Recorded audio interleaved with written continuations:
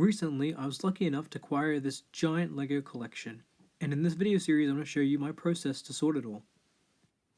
It can be a daunting task to try and manage a collection like this and integrate it into your own, so in this series I'm going to break down what I do step by step. One of the first things that I do when I get a brand new collection or bulk lot like this is work out what kind of key sets are there and what I can pull out straight away. I was lucky enough to acquire this collection already mostly color sorted from the previous owner, but this tub of unsorted stuff will have to be sorted out later. The first thing I did was pull out the train parts. These stuck out really well from the unsorted parts, so I was able to pull out these and hopefully we can find the rest of the train eventually. The next most obvious thing is the base plates. There was a mix of some of the older vintage ones and some newer ones. This huge stack of road plates can hopefully build an entire town. These will all have to be cleaned though, as they're kind of dirty, and there's a couple fake ones and broken ones in here as well. The next thing I'd pull out is the instructions. These all came in one bag, and there's none of the vintage ones for sets in here, but some of the newer ones do. So this is a good starting point to work out what sets are here. When I was pulling out the instructions, I also put aside the ones that aren't usable. Unfortunately, this whole bag has instructions that are in tatters, missing books, or just can't be used. These unfortunately will have to be recycled. There's not really much else I can do with them since they're so incomplete. The previous owner actually had a mock that they made when they were a kid in the lot. This is a really cool little part of their history, and to make sure that it all gets cleaned properly, I'll have to take it all apart. I'm just going to sort it into the newer and the older greys, and all those big castle wallpapers will be washed later.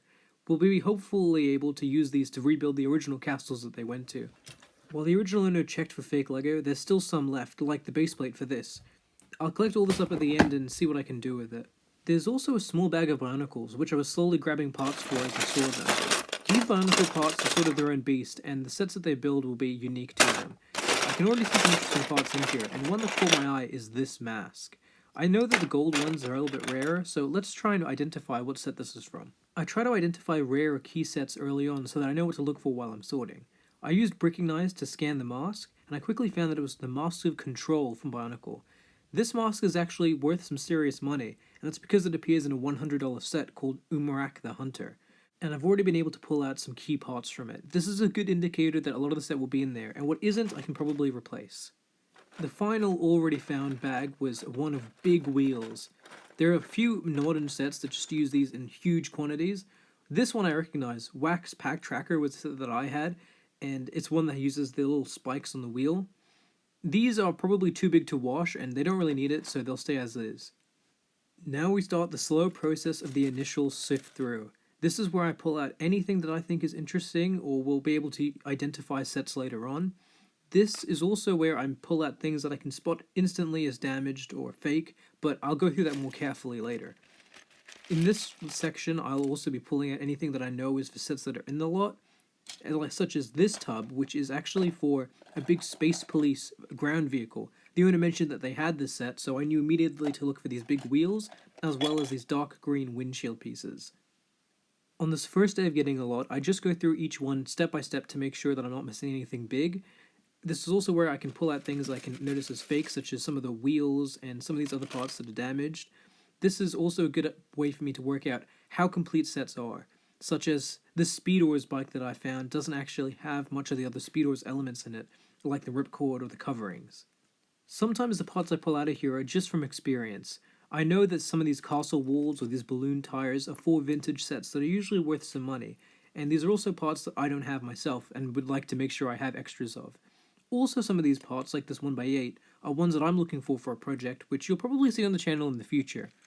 Either way, at this step, I'm just doing things like pulling out the Bionicle for that category, taking out wheels, and making sure that I have a general understanding of what's there. I'm repeating this process and taking notes of what parts are actually there for sets.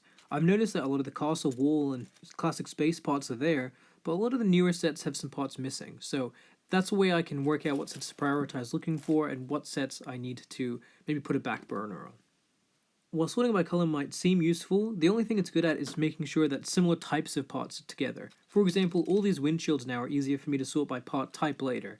However, everything will have to be washed, and probably the easiest way to do that is by color, just because it tends to group similar kinds of parts, in the same way that castles are mostly grey, and colors like red are more used on vehicles.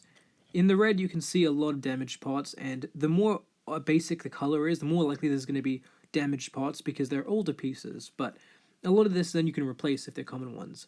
I'm also pulling out things that are useful to me to find later. Things like the crab and other small little accessories and that are parts that I'm likely to not be able to find later. So pulling that out now just helps me not lose track of it. I recognize this red piece from an old castle set, and any other pieces that you think you know from key sets or you might struggle to find are ones that I'd be pulling out. I'll also show you some other parts that I pulled out. I managed to find these Speed Champions cars sitting among the unsorted bulk. These almost look entirely complete, so I'll try my best to finish them. There's also these other chunks of builds that probably aren't going to be completed and will have to be taken apart later and just put back into the bulk. These 3 orange tubs are key parts that I've pulled out while I was sorting, including minifig parts, key accessories, rare parts like plumes. Any of these are parts that are expensive and I don't want to get lost if I'm sorting it later or washing it. These are also great parts to have because then I know what kind of sets are in there. The yellow tub is one of the key reasons I bought this lot. This yellow wall piece only appears in Black Falcon's Fortress in one other set, which means this is very likely to be in here. Very cool part and very rare to see it in such good shape. With the white parts, one of the key problems with LEGO sets and bulk that you get in Australia is that they'll be really badly sun damaged. Luckily, this lot looks pretty white, and while some of the bricks look a bit dirty, I think after a wash it'll clean up nicely.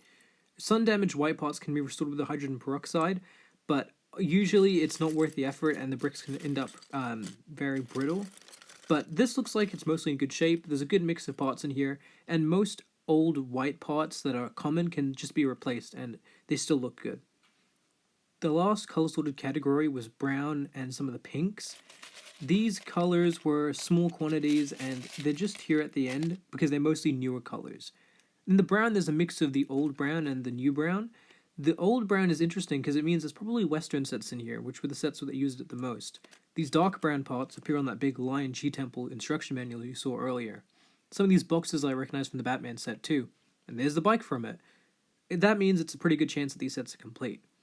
While I've been picking out parts that are clearly fake. I'm hesitant to get rid of anything that I can't guarantee is fake though at this stage. Okay, enough waiting. This is the reason you actually clicked on the video. This is the minifigs. This category has some real gold in it, and I'm going to go through each tub and go through my process for sorting something like this, which is probably the most valuable and the most difficult category to sort. The first tub is one of just horses and other big animals. This isn't even all the horses. I have spotted a couple more throughout the different colors, but this is a good sign that there are some castle sets in here, as most of them require at least 2 horses. There's also some key parts in here like the saddles. A lot of these have the broken clips, but if they're still good, then they can absolutely be used. I'm also combining this with anything that I found while I was sorting each color, like the crocodile. This glow-in-the-dark anglerfish is interesting from the recent city sets, but ultimately it's a good sign that there's some interesting medieval stuff in here. Even the little rock monster, which hopefully we can finish the other arm for later. This category is some key vintage and rare parts that I picked out earlier, as well as combined with what's in here. This horse barding is super cool. Unfortunately, both the clips are broken, but it's still cool to see it, and this minifig with this cape is super rare. I think this cape is probably one of the best pieces in here that is so often broken, as well as the cloth cape for the Sea Serpent set. This cloth sail is actually making a comeback soon. LEGO just announced that they're going to remake it. So if I can finish this, that would be super cool. Of course, it's going to need a good soak to get it clean, but all these fabric pieces can be cleaned, just like my old video about it. You can see that on my channel, actually. That's the best way to do it, and I do it every single time I have any cloth pieces. I can continue to combine this with any other parts that I find. This is just sort of where I'll put any related sorted parts that I know will be needed for vintage stuff in the future.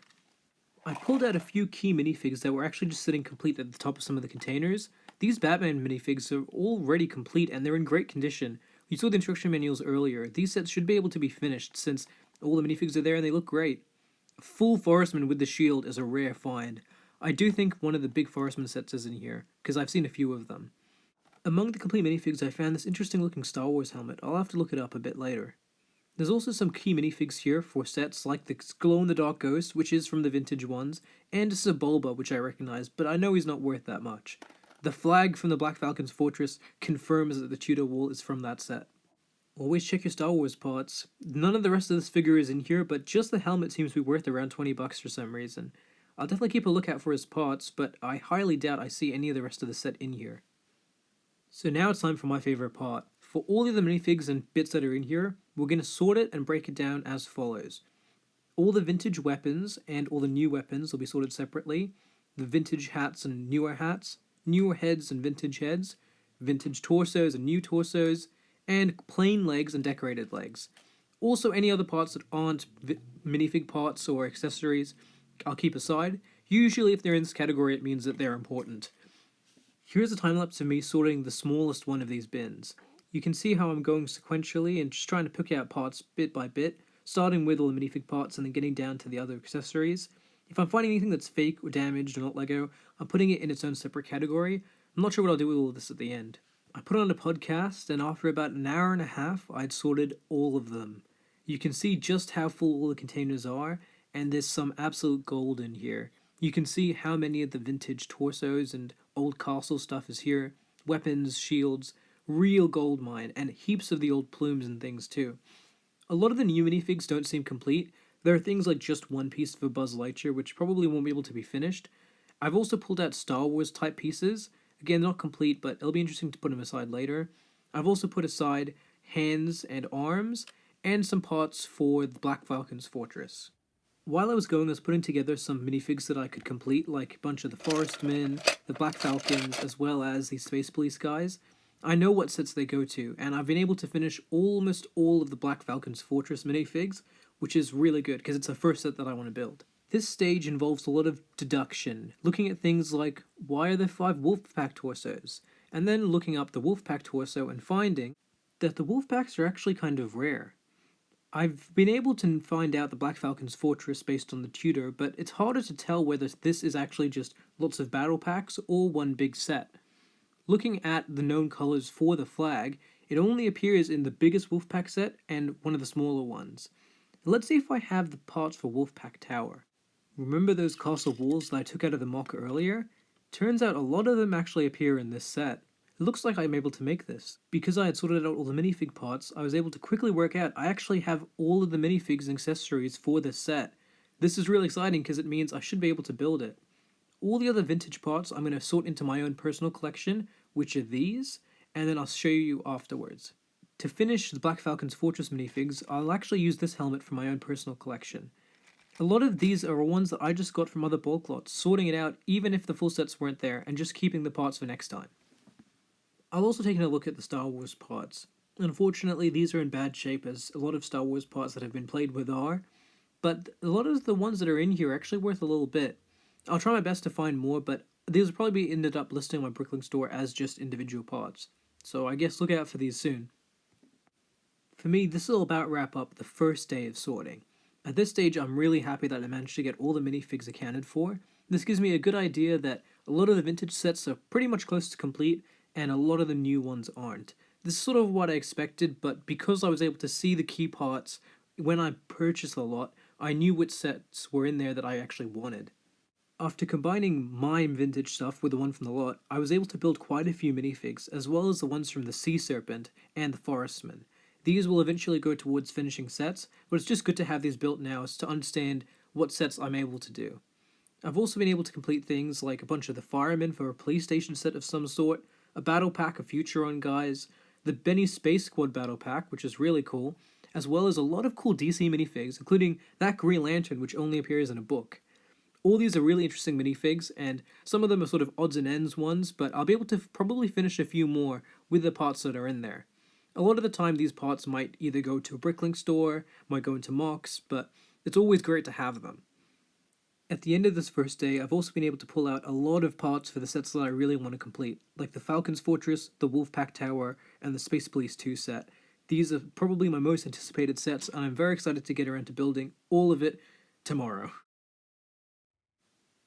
Today I've decided that all the Lego is going to start to be cleaned. The only colors that are exempt from this are probably the green and the pink. A lot of the other colors, especially the vintage ones, are definitely showing their grime from being almost 40 years old. I'll show you my process for actually picking through and taking out parts that need to be not washed, such as obviously fake parts. I've shown my process for washing before in another video, so I won't go into that. But the main reason that it needs to be checked before I wash it is because of stickers. While the wheels don't really matter too much, I also don't want to waste my time washing a lot of fake stuff, And stickers like this one for the Batwing are ones that I really don't want to get ruined because I do intend to build the set eventually.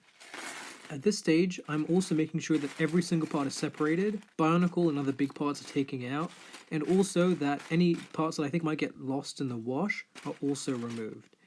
I actually managed to find a lot of electric parts, which I guess must be for the train set, and these obviously have to be separated as well. I'm about halfway through the black now, and I found a couple interesting parts, like this shop piece, which I think is for one very expensive and rare town set, but these are all things I can only think about after I've found all the rest of the parts for it. Now I'm putting them all into one big tub so that I can start to wash them. I think though that I'll wash it in two lots, with the bigger parts and the smaller parts. I've also found so much fake stuff. Unfortunately, I'm not comfortable to donate this just due to the condition of it and that there's a lot of damaged stuff in there. Meanwhile, here are some of the other gems I've pulled out. The motor, it really makes the train set, and the last black wheel to finish the Space Police is a nice surprise. I found every single stickered part for the Big Batman Batwing set, as well as a lot of stickered parts for an Explorian set of some kind. There isn't even any hint of Explorian sets in here, so it's interesting. After finishing the black sort through, I've actually managed to find 1 kilo of fake stuff. This is also including things I found yesterday in the initial sort through. Unfortunately, there's really not much I can do with this, and there's a lot of garbage in here that I'm not sure I can donate or move on.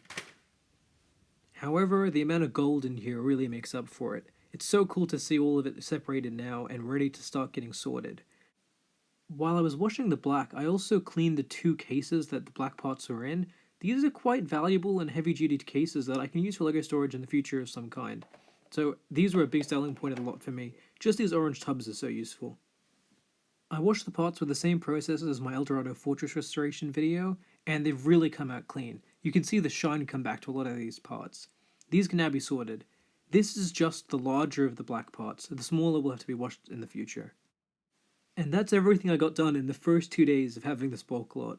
This is something that might take me days or even weeks to fully sort through, but I'll try and update you as often as I can when there's interesting things happening. But thanks so much for watching, and stick around if you like this kind of content. Thanks.